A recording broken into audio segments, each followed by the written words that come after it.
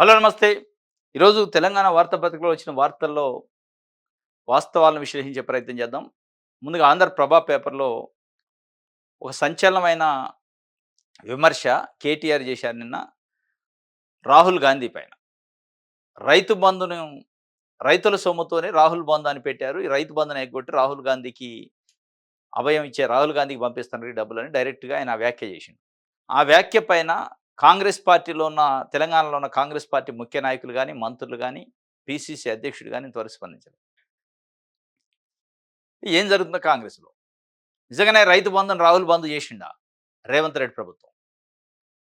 మరది మౌనం అర్ధాంగీకారం అంటారు. కేటీఆర్ డైరెక్ట్‌గా బహిరంగ సభలో వ్యాఖ్య చేసిండు, విమర్శించిండు. రైతు బంధును రాహుల్ బంద్ చేసిండు. రైతులకు ఎగ్గొట్టి రాహుల్‌కి ఇస్తాండు డబ్బులు. ఇప్పటికే 2 సార్లు ఎగ్గొట్టిండు. మూడోసారికి కూడా ఎగ్గొట్టడానికి ప్రయత్నం చేస్తాండు అని చెప్పి ఇప్పటికే రైతుల్లో ఒక ఎమోషన్ ఉంది. రైతు బంధు విషయంలో రైతు బంధు జమ చేయట్లేదు కాంగ్రెస్ పార్టీ టైమ్‌లీ అని. దాన్ని క్యాచ్ చేసుకునే ప్రయత్నంలో కేటీఆర్ ఒక తీవ్రమైన విమర్శ చేసిండు, వ్యాఖ్యలు చేసిండు. ఆ వ్యాఖ్యల పైన కాంగ్రెస్ పార్టీ వాస్తవంగా ఏ స్థాయిలో విమర్శించాలి అనేది ఎందుకంటే రాహుల్ గాంధీని విమర్శించింది. ఆయన రేవంత్ రెడ్డిని కాదు. రాహుల్ గాంధీని విమర్శించినా గానీ బయటకొచ్చి మాట్లాడలేని పరిస్థితిలో కాంగ్రెస్ పార్టీలో ఉన్న సీనియర్ నాయకులకు ఉందంటే, ఒక్క నాయకుడు అంటే ఒక్క నాయకుడు మాట్లాడలే. ఏం జరుగుతుందో అసలు కాంగ్రెస్ పార్టీలో? నిజంగానే రాహుల్ గాంధీకి డబ్బులు ఎళ్తన్నాయా? అది నిజమని ఒప్పుకుంటున్నారా? అందుకే మాట్లాడలేదా? మరి కేటీఆర్ లాంటి ఒక పార్టీ వర్కింగ్ ప్రెసిడెంట్ ఆ వ్యాఖ్యలు చేస్తే దాని ఇంపాక్ట్ ఎంత ఉంటది? రైతులు దాన్ని ఎట్లా తీసుకుంటారు? కనీసం ఉండాలి గదా! విమర్శించాలి గదా! కౌంటర్ ఎయ్యాలి గదా! కౌంటర్ లేదంటే దాని అర్థం నిజమేనా?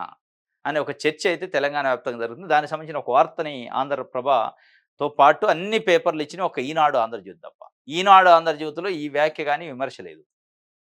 ఇగో రైతుల సొమ్ముతో రాహుల్ బంధు, రైతు బంధు ఎగ్గొట్టి రాహుల్ గాంధీ కోర్టు చెల్లిస్తున్నారు. సీఎం సీట్‌ని కాపాడుకోవడం పైన రేవంత్ దృష్టి. 6 గ్యారంటీల అమలుకు చట్టబద్ధ కల్పిస్తాం. దీనిపై రాబోయే అసెంబ్లీలో ప్రైవేట్ బిల్ పెడతాం. బీఆర్ఎస్ వర్కింగ్ ప్రెసిడెంట్ కేటీఆర్ చెప్పిండు. 6 గ్యారంటీలకి చట్టబద్ధత కల్పించడానికి ప్రైవేట్ బిల్ పెడతారట అసెంబ్లీలో అదొక భాగం. రైతు బంధుని ఎగ్గొట్టి రాహుల్ గాంధీకి పంపిస్తుండు. కోర్టులు చెల్లిస్తుండు. సీఎం సీట్‌ని కాపాడుకోవడానికి. అంటే సీఎం సీట్ కాపాడుకోవాలంటే ఢిల్లీకి మూటలు పంపియాలా? అనే అర్థం వచ్చేలాగా చెప్పిండు. ఇది తప్పా? ఒప్పా? ఇది కరెక్టా? కాదా? ఆ విమర్శ రాజకీయ విమర్శ కావచ్చు. రాజకీయ పార్టీ అపోజిట్ పార్టీ కాబట్టి విమర్శించొచ్చు గానీ, ఇది చాలా తీవ్రమైన ఇంపాక్ట్ రైతుల పైన పడే అవకాశం ఉంది. దట్టు మళ్ళా కాంగ్రెస్‌లోని ఉత్తమ్ కుమార్ రెడ్డి, బట్టి విక్రమార్క లాంటోళ్ళు, శ్రీధర బాబు లాంటోళ్ళు పాత కాంగ్రెస్ అని చెప్పే, అసలు కాంగ్రెస్ అని చెప్పే నాయకులు రాహుల్ గాంధీ పైన కేటీఆర్ విమర్శించినా మాట్లాడలేని పరిస్థితి ఎందుకుంది? ఎందుకు మాట్లాడట్లేదు? ఆ వ్యాఖ్యల పైన. ఇదే విమర్శల్ని కేసీఆర్ ముఖ్యమంత్రిగా ఉన్నప్పుడు కేసీఆర్ పైనో, కేటీఆర్ పైనో ఎవరన్నా విమర్శ చేస్తే బీఆర్ఎస్ ఏ రకంగా దాన్ని తిప్పికొట్టేది, బీఆర్ఎస్ ఏ రకంగా దిష్టిబొమ్మలు తగలబెట్టేది, బీఆర్ఎస్ ఏ రకంగా నిరసనలు తెలిపేది అనేది మనం చూసినాం 10 సంవత్సరాల వాళ్ళ పరిపాలన. ఎందుకు కాంగ్రెస్ పార్టీలో ఆ యూనిటీ లేదు? ఎందుకు కాంగ్రెస్ పార్టీ స్పందించట్లే? ఇప్పటికైనా రాహుల్ గాంధీ తెలంగాణ రాష్ట్రంలో జరుగుతున్న పరిస్థితుల పైన, పార్టీలో జరుగుతున్న పరిణామాల పైన దృష్టి పెడతారా? పెట్టకపోతే భవిష్యత్తులో కాంగ్రెస్ పార్టీ పరిస్థితి ఏంటి? అనేది ఒక చర్చ. ఇది ఒక చర్చ అయితే రైతుల యాంగిల్‌లో చూస్తే రైతు భరోసా, రైతు బంధు పరిస్థితి ఏంటి? ఎందుకు డిలే అయితుంది? ఎప్పుడో ఫిబ్రవరి 10నే ప్రభుత్వ ఖజానాలో ఆర్‌బీఐ నుంచి లోన్ తెచ్చి జమ చేసి ఉంచారు. ఫిబ్రవరి 11 మున్సిపల్ ఎన్నికలని, 13 రిజల్ట్ వచ్చింది. 17 దానికి ప్రక్రియ అంతా పూర్తయింది. ఇప్పుడు మనం మార్చి 10కి వచ్చినాం. అంటే దాదాపు 1 మంత్ అయింది. ఖజానాలో డబ్బులు 9,000 కోట్లు అక్కడ డిపాజిట్ చేసి ఉన్నాయి. వెయిట్ చేస్తున్నాయి. ఎందుకు పంపిణీ చేయట్లే రైతు భరోసా? దాని వెనక ఉన్న రీజన్ ఏంది? ప్రభుత్వం గాని, ప్రభుత్వంలో ఉన్న అధికారులు గాని చెప్పే పరిస్థితి లేదు. రైతులు ఒకవైపు ఎదురు చూస్తున్నారు. ఆ ఎదురు చూస్తున్న రైతులకి కేటీఆర్ ఒక అనుమానం పెట్టిండు. ఆ అనుమానం పైన కాంగ్రెస్ పార్టీ కౌంటర్ ఇయ్యదు. అక్కడ 9,000 కోట్లు అక్కడ మురిగిపోతున్నాయి. వాటిని ఎందుకు రిలీజ్ చేయరు? ఒకవేళ ఎంపీటీ, జెడ్పీటీసీ ఎన్నికలప్పుడే రిలీజ్ చేస్తామంటే ఇప్పట్లో జరిగే అవకాశం లేదు. 99 రోజుల పాటు ప్రజాపాలన, ప్రగతి ప్రణాళిక అని ఒక ప్రోగ్రామ్ తీసుకుంది. అది జూన్ 12కి ముగిసింది. అప్పటి వరకు అధికార యంత్రాంగం, మంత్రులు, ముఖ్యమంత్రి అంతా దాని మీదనే బిజీగా ఉంటారు. కాబట్టి మరి అప్పటి వరకు ఇయ్యకపోతే మళ్ళీ జూన్‌లో ఏసే కిస్తీ ఎప్పుడిస్తారు రైతు భరోసా? మరి ఈ కిస్తీ ఎగ్గొట్టినట్టేనా? అనేది ఇప్పుడు ఎందుకంటే మా ఈయన కేటీఆర్ మాట్లాడిన మాటలు సింక్ అయితున్నాయి. మూడోసారి ఎగ్గొట్టే ప్రయత్నం చేస్తున్నారు. ఇది ఒక వార్త అయితే 6 గ్యారంటీల పైన కూడా ఈసారి అసెంబ్లీలో చర్చిస్తారట. అసెంబ్లీలో చర్చకి పట్టుబడతారట. అవసరమైతే ప్రైవేట్ బిల్ పెడతాం. 6 గ్యారంటీలని చట్టబద్ధత ఇయ్యాలి. ఎందుకంటే 100 రోజుల్లో అమలు చేస్తామన్నారు. దాంట్లో మహిళలకు సంబంధించి ప్రధానంగా రూ. 2,500 పెన్షన్ల పెంపు. ఈ రెండిటి పైన బీఆర్ఎస్ రేపు అసెంబ్లీలో నిలదీసే పరిస్థితి ఉంది ప్రభుత్వాన్ని. ఇది వాస్తవంగా ప్రజల్లో చర్చ ఉంది. 3 అంశాల పైన ప్రధానంగా అటెన్షన్ ఉంది. ఆహ్, రాష్ట్ర ప్రజల్లో, మెజారిటీ ప్రజల్లో. ఒకటి మహిళలకు 2,500, 2 పెన్షన్ల పెంపు, 3 రైతు భరోసా. ఈ 3 అంశాలపైన ప్రతిపక్ష పార్టీ ఒకవేళ ఇదే స్టాండ్ తీసుకుంటే ప్రభుత్వం ఇరుకున పడే అవకాశాలు కూడా కనిపిస్తున్నాయి. దానికి ఏం సమాధానం చెప్తారో చూడాలి. ఈ ఒత్తిడితో నిజంగానే బీఆర్ఎస్ పెట్టే ప్రైవేట్ బిల్లులో ఒత్తిడితోనే మహిళలకు 2,500 పెన్షన్ల పెంపు, రైతు భరోసా టైమ్‌లీ ఇచ్చే కార్యక్రమం ఒకవేళ ప్రభుత్వం తీసుకోవాల్సొస్తే అది credit goes to BRS party కూడా అయితది.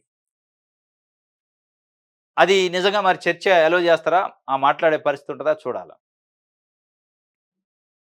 రైట్.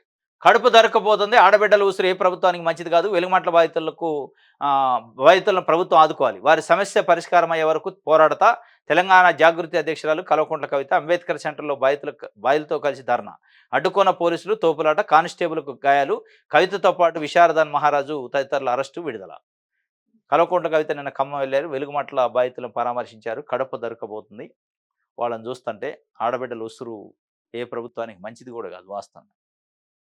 పదే పదే ప్రభుత్వం వైపు నుంచి ఏం చెప్తున్నారు? అవి భూదాన్ బోర్డు భూములు కబ్జా చేశారు. భూదాన్ బోర్డు భూములు కబ్జా చేస్తే ప్రైవేట్ వ్యక్తులు కాదు, బోర్డుకు సంబంధించిన చైర్మన్, అది కబ్జా కాదు, మేమే ఇచ్చినామని చెప్తున్నారు. స్పష్టంగా ఆయన చెప్పిండు రాజేందర్ రెడ్డి బయటకు వచ్చి. వాళ్ళు నిజంగానే భూదాన్ బోర్డు భూములు కబ్జా చేసి 100 గజాల్లో గుడిసెలు వేసుకున్నారనుకో రెగ్యులరైజ్ చేయొచ్చు కదా! చాలామంది బడా బాబులకు సంబంధించి కబ్జాలను రెగ్యులరైజ్ చేస్తున్నారు. చాలామంది 58, 59 జీవో పేరుతోని కబ్జాలని రెగ్యులరైజ్ చేశారు మీరు. అటువంటిది వీళ్ళకెందుకు చేయరు? ఏదో ఆడ కబ్జాలు చేస్తే మేము విడిపించినాం. విడిపించి ఎవరికిస్తారు? ఎవరికి ఇవ్వాల్సింది ఆ భూదాన్ బోర్డులను ఎవరికి ధారాదత్తం చేయడానికి ఈ ప్రయత్నం అంతా? పేద ఆడబిడ్డల నోట్లో మన్ను కొట్టారు. వాళ్ళ ఇల్లు కూల్చారు. కట్టుకున్న ఇళ్లను కూల్చితిరి. యెస్, నిజంగానే కబ్జాలే చేసి ఉన్నారు అనుకుందాం. దాంట్లో కొన్ని ఫేక్ కూడా ఉండొచ్చు. ఆ ఫేక్ ఏదో, ఒరిజినల్ ఏదో, నిజమైన పేదలెవరో వాళ్ళని గుర్తించి వాళ్ళకి రెగ్యులరైజ్ చేస్తే, వాళ్ళు నిజంగానే ఫేక్ వోళ్ళుంటే వాళ్ళని ఖాళీ చేసి మిగతా జెన్యూన్‌గా ఉన్న పేదలకిస్తే అది కదా ప్రభుత్వం చేయాల్సిన పని. ఇక మొత్తం మునంబెట్టి కూల్చుకుంటూ పోయి కబ్జా చేశారు, కూల్చినవి అంటే అది ఒక్కటే ఉందా? వెలుగుమట్టలో తప్ప రాష్ట్రంలో ఎక్కడ కబ్జాలు లేవా? కబ్జా చేసి ఇల్లు కట్టుకోలేదా? Convention halls కట్టుకోలేదా? చెరువుల్ని, కుంటలను కబ్జా చేసి మరి వాటి జోలి పోరు. ఇది కవిత అండ్ విశారద మహారాజు నిన్న నిరాహార దీక్ష కూడా చేయడానికి పూనుకున్నారు. మరి పోలీసులు అరెస్ట్ చేసి విడుదల చేశారట.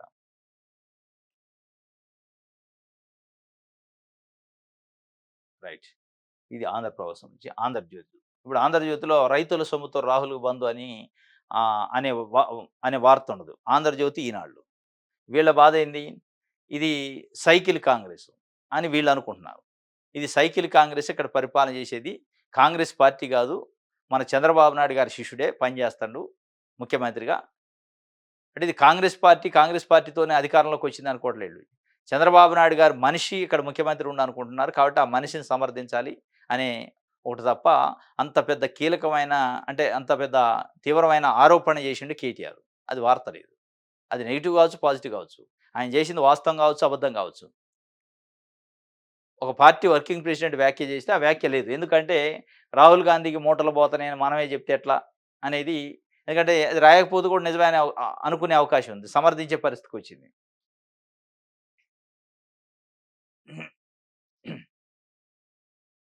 రైట్.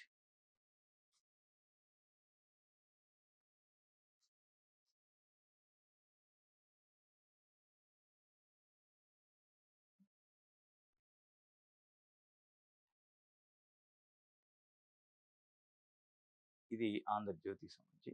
ఈనాడు కూడా సేమ్ అదే ఉంటది. కేటీఆర్ వ్యాఖ్యలు ఇందులో లేవు.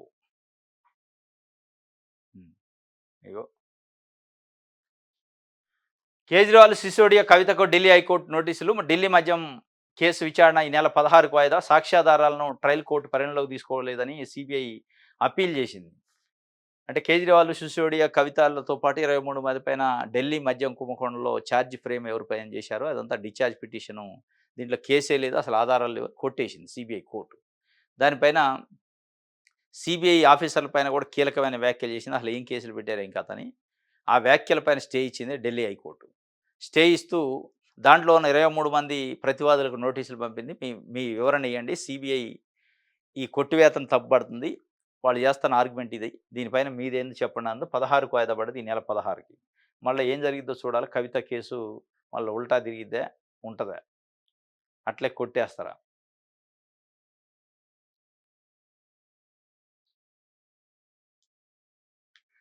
రైట్. ఇది ఒక వార్త.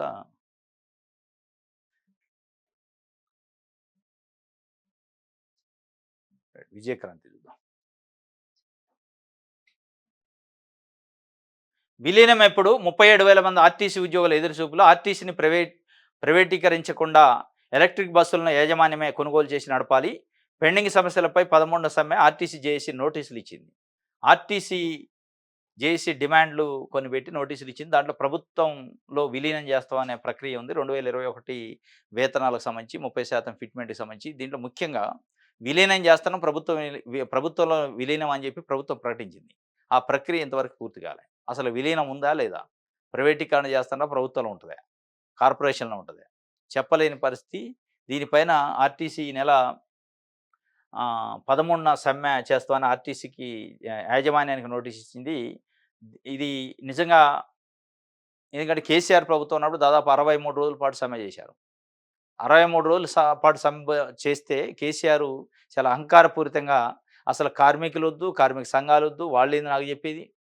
నాకు తెలవదా? కార్మిక సంఘాలెవడా? అని అన్నాడు. అహంభావంగా, అహంకారంగా అసలు వాళ్ళని పట్టించుకోలే పాపం. 63 రోజుల పాటు చేసి ఒక్క డిమాండ్ కూడా నెరవేర్చుకోకుండానే సమ్మె విరమించాల్సిన పరిస్థితి వచ్చింది. ఏది కేసీఆర్‌కి బలి పశువులయ్యారు. కేసీఆర్ చేసిందేంటి? అసలు ఆర్టీసీ అనేది మర్చిపోవటమే అన్నాడు. బెదిరించిండు వాళ్ళని. బ్లాక్‌మెయిల్ చేసి బెదిరించి వాళ్ళ సమస్య లేకుండా వదిలేసి కార్మిక సంఘాలను కూడా రద్దు చేసిండు. దాని తర్వాత ఏం చేసిండంటే ఎన్నికల ముందు నేను విలీనం చేస్తాను అని చెప్పిండు. అసలు ఆ విలీనం ఎడిపోయిందో కాంగ్రెస్ పార్టీ వచ్చి కూడా 2.5 ఏళ్లయింది. మా విలీనం పరిస్థితి ఏంది?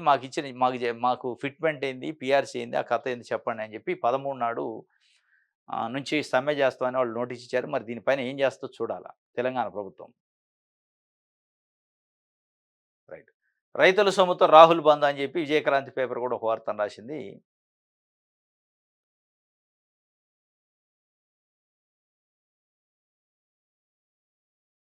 రైట్. ఇది ఒక వార్త. వెలుగు పేపర్.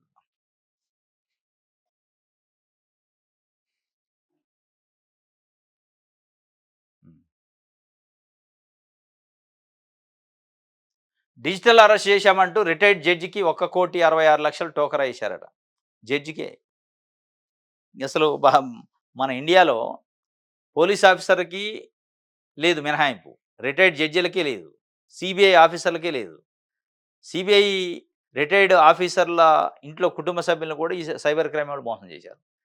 ఏకంగా మల్కాజిగిరి ప్రాంతంలో రిటైర్డ్ జడ్జిగా ఉన్న ఒక అతనికి ఫోన్ చేసి, మీ మొబైలు అంటే మీ ఆధార్ కార్డ్‌తోని తీసుకున్న మొబైల్ సిమ్‌ల నుంచి మహిళలకి అసభ్యకరమైన మెసేజ్‌లెళ్తున్నాయి. మహిళల అక్రమ రవాణాలో మీ నంబర్ నుంచి ఈ ట్రాన్సాక్షన్ జరిగినట్టు ఆధారాలున్నాయి. కాబట్టి మిమ్మల్ని అరెస్ట్ చేస్తాను. డిజిటల్ అరెస్ట్ జడ్జి మళ్ళా ఆయన వందల కేసులు చూసి ఉంటాడు. అసలు ఈ డిజిటల్ అరెస్ట్ అనేది ఉందా? ఐపీసీలో గానీ, అసలు ఇండియన్ కాన్స్టిట్యూషన్‌లో ఎక్కడన్నా అనేది కనీసం ఉండాలి గదా! డిజిటల్ అరెస్ట్ చేస్తాను నువ్వు ఎవరితోని మాట్లాడొద్దు మళ్ళా. వాడు ఎక్కడో ఉండి ఇక్కడ జడ్జిని ఆపరేట్ చేసిండు రిటైర్డ్ జడ్జిని. ఎవరితోని మాట్లాడొద్దు ఆన్‌లైన్‌లో ఉండాలి. ఆన్‌లైన్‌లో ఉండి నీ ఖాతా వివరాలు, బ్యాంకు స్టేట్‌మెంట్‌లు అన్నీ మాకివ్వాలి. నువ్వు ఈ వుమెన్స్ ఈ అక్రమ రవాణా ద్వారాగా ఎన్ని కోట్లు సంపాదించినయి, ఏం కథ మొత్తం మాకు డేటా కావాలి అని చెబితే మొత్తం వాళ్ళకి డీటెయిల్స్ ఇచ్చిండు. 1,66,00,000 తీసుకున్నారు. తీసుకొని మళ్ళా మీకు రికవరీ అయిద్దని చెప్పారట. సీబీఐ నుంచి మేము చేస్తున్నాం బెంగుళూరు నుంచి ఆఫీసు. సీబీఐ ఏం చేస్తదంటే ఇన్వెస్టిగేషన్ చేశాక మీకు ఇచ్చేస్తాం పైసలు. దాంట్లో ఏం క్రైమ్ లేదంటే, అంటే ఈయనేమనుకున్నాడు నేనేం క్రైమ్ చేయాలా నాకేం సంబంధం అని చెప్పి మొత్తం ఇచ్చేసిండు. మొత్తం బంగారు పళ్ళెంలో పెట్టి 1,66,00,000 ఇస్తే తీసుకున్నారు. Switch off. స్విచ్ ఆఫ్ అయ్యాక అప్పుడు మేలుకుండాయన. ఓ 4, 5 రోజుల తర్వాత ఫోన్ పని చేయట్లేదని మల్కాజ్గిరి సైబర్ క్రైమ్ వాళ్ళకి కంప్లెయింట్ చేస్తే, ఇక ఎందుకొస్తాయి రావయి. అంటే రిటైర్డ్ జడ్జి లాంటోళ్ళకి కూడా వలేసే పరిస్థితి ఉంటే, ఇప్పుడు ఎవరో ఇన్నోసెంటో, తెలవనోళ్ళో, వ్యాపారస్తులో అంటే అనుకోవచ్చు. జడ్జి మొత్తం ప్రాక్టీస్‌లో ఉన్న జడ్జి. కేసులు చూసే ఆయన. అరెస్ట్ ఎట్లా ఉంటదో తెలుసు. ప్రాసెస్ ఎట్లా ఉంటదో తెలుసు. వారెంట్లు, సమన్స్ ఎట్లొస్తాయో తెలుసు. డిజిటల్ అరెస్ట్ అంటే కనీసం ప్రశ్నించుకోవాలి గదా! కనీసం పోలీసులకు సమాచారం ఇయ్యాలి గదా! Retired judge. వాడు నువ్వు కట్ చేయొద్దంటే కట్ చేయొద్దు. అవతల నుంచి కట్ చేయొద్దు ఫోన్ అంటే అట్లే కట్ చేయకుండా పెట్టుకుంటాడు. ఆన్‌లైన్‌లోనే ఉండాలి. థర్డ్ పార్టీకి చెప్పొద్దు. ఎవడైనా ఇన్వెస్టిగేషన్ ఆఫీసరు, సీబీఐ వోళ్ళు నువ్వు థర్డ్ పార్టీకి చెప్పొద్దని ఎందుకు చెప్తారు? వాళ్ళు నిజంగానే రైడ్‌కొస్తే బయటికి పోనీయరు. మొబైల్సు, ఫోన్‌లు అంతా హోల్డ్‌లో పెట్టుకుంటారు. అది వేరే విషయం. వాడు ఎక్కడో ఉండి ఇన్వెస్టిగేషన్ చేసే పరిస్థితి ఉండదు. డిజిటల్ అరెస్ట్‌లో అసల ఆ సిస్టమే లేదు. ఇది పదే పదే వార్తాపత్రికల్లో, టీవీ ఛానెల్‌లో వస్తున్నాయి. అయినా రిటైర్డ్ జడ్జి మోసపోయిండు. దీన్ని బట్టి మనం జాగ్రత్తగా ఉండాలి. రిటైర్డ్ జడ్జికే వలేసే పరిస్థితికి సైబర్ క్రైమ్ వాళ్ళు వచ్చారంటే, ఇక సామాన్యుల పరిస్థితి ఎట్లా ఉంటది? ఈ బిజినెస్ చేసేవాళ్ళ పరిస్థితి ఎట్లా ఉంటది? లీగల్ నాలెడ్జ్ లేనోళ్ళ పరిస్థితి ఎట్లా ఉంటదో గమనించుకొని కాస్త జాగ్రత్తగా ఉండాలి. ఎవడైనా డిజిటల్ అరెస్ట్ అంటే వాడిని చెంప మీద పెట్టి కొట్టాల. ఫోన్ కట్ చేయాలి. తప్పేం లేదు. ఏం కొంపలు మునిగేదేం లేదు. తప్పు చేయనప్పుడు ఏ అరెస్ట్ చేసినా ఏమైతది? వాడే వస్తాడు ఎక్కడుండో. తప్ప డిజిటల్ అరెస్ట్ అనగానే భయపడి, కంగారు పడి, పానిక్ అయ్యి, మొత్తం మన డీటెయిల్స్ అన్ని ఇచ్చి, మన డబ్బులన్నీ పోగొట్టుకునే పరిస్థితి వస్తే పోయిన తర్వాత రావు. ఇది నిన్న మల్కాజిగిరిలో కంప్లెయింట్ ఇచ్చిండట రిటైర్డ్ జడ్జి.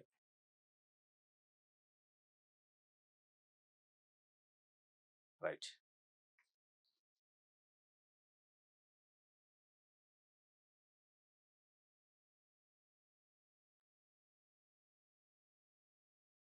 ఆరు గ్యారంటీల అమలుకి చట్టబద్ధత కల్పించాలి. వచ్చే అసెంబ్లీ సమావేశాల్లో ప్రైవేట్ మెంబర్ బిల్ ప్రవేశపెడతామని చెప్పి కేటీఆర్ చెప్తుండు. ప్రైవేట్ మెంబర్ ఎందుకు మీకు సరిపోని బలమే ఉండే. దాదాపు 39 మంది ఉన్నారు. అంటే పార్టీ మారినోళ్ళతోని లెక్కేస్తే.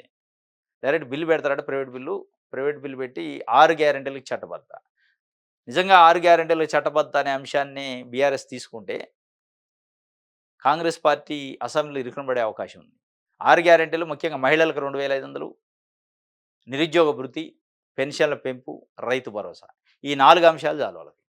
ఈ 4 అంశాలపైనే ఇప్పటికే రాష్ట్ర వ్యాప్తంగా చర్చ జరుగుతుంది ప్రజల్లో. కాంగ్రెస్ పార్టీ పైన అసంతృప్తి, ఒక చర్చ, నరేషన్ నడుస్తా ఉంది ప్రజల్లో.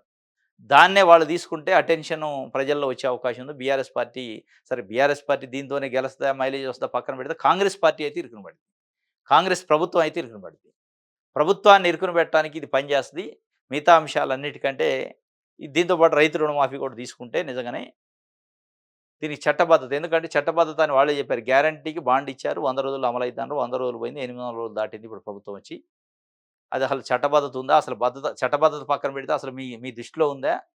ఆ గ్యారంటీ అనేవి ఉన్నాయా? వదిలేశారా? పక్కకు పెట్టారా? అనేదైతే ఒక చర్చని ప్రజలు ఏం కోరుకుంటున్నారు? ఆ చర్చని బీఆర్ఎస్ పార్టీ ఇప్పటికొచ్చింది లైన్‌లోకి.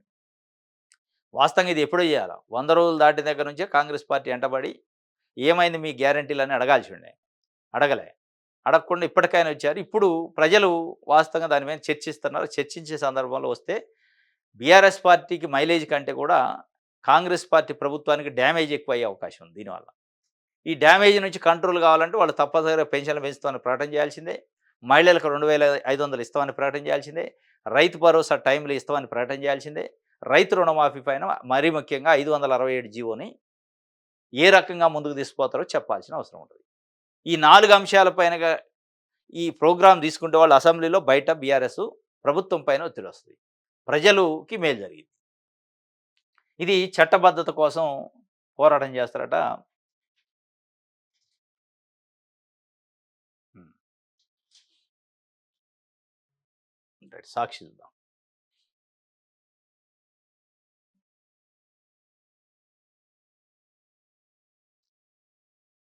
వంట నూనెలు సలసలాట, పప్పు దినుసులు, నూనె గింజల ధరలు కూడా కృత్రిమ కొత్త సృష్టిస్తున్న వ్యాపారులు, సామాన్యుడింటిని తాకిన పశ్చిమాసియా యుద్ధ సెగ.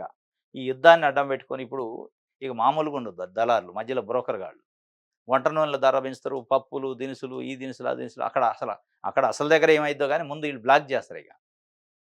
ఇప్పుడు ఆర్టిఫిషియల్‌గా ఒక కొరత సృష్టిస్తారు. అయిపోయింది ఇక ఏం లేదు పశ్చిమాసియాలో, అంటే ఇరాన్‌లో యుద్ధం జరుగుతుంది. ఇక అసలు దొరకవనే క్రియేట్ చేసి ఈ మధ్య కాలంలో పెట్రోల్, డీజిల్ కూడా దొరకదని ఒక ప్రచారంలో అయిపోయారు. పోలీసులు అలర్ట్ అయ్యి అది ఏమి లేదని చెప్పారు. ఇక ఈ ఈ ఈ యుద్ధం పేరుతోని అడ్డగోలుగా దోపిడీ కార్యక్రమం స్టార్ట్ అయింది. కాబట్టి ప్రజలు అలర్ట్ ఉండాలి. ఏమి కాదు. ఏదో అయిపోద్ది, ఇక దొరకవు, ఇక చచ్చిపోతారు అన్నట్టు చెప్తారిక.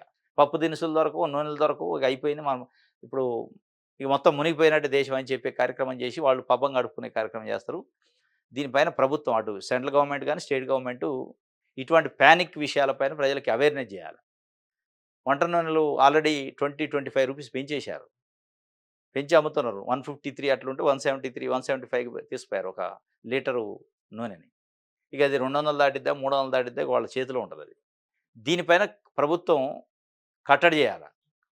కట్టడి చేయకుండా వాళ్ళ దోపిడీ వాళ్ళు చేసుకుంటారని వదిలేస్తే ఇక రోడ్ల మీదకి జనాలొస్తారు.